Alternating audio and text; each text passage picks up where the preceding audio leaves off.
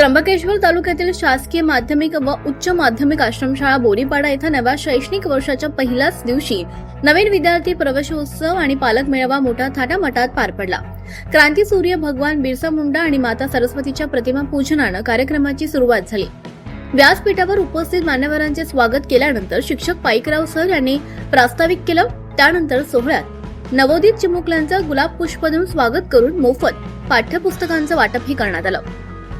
तर समारंभात नुकत्याच जाहीर झालेल्या 10वी आणि 12वी बोर्डच्या परीक्षेत घवघवीत यश संपादन करणाऱ्या गुणवंत विद्यार्थ्यांचा मान्यवरांच्या हस्ते विशेष सत्कार करण्यात आला।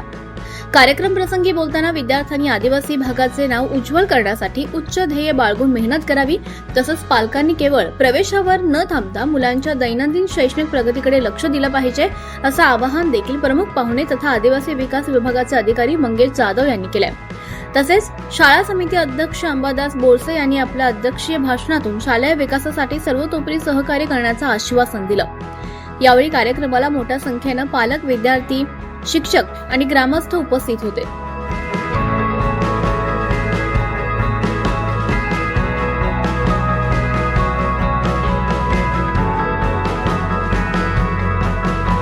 ट्वेंटी फोर लाईव्ह महाराष्ट्र न्यूजसाठी शंकर निंबारे, त्र्यंबकेश्वर।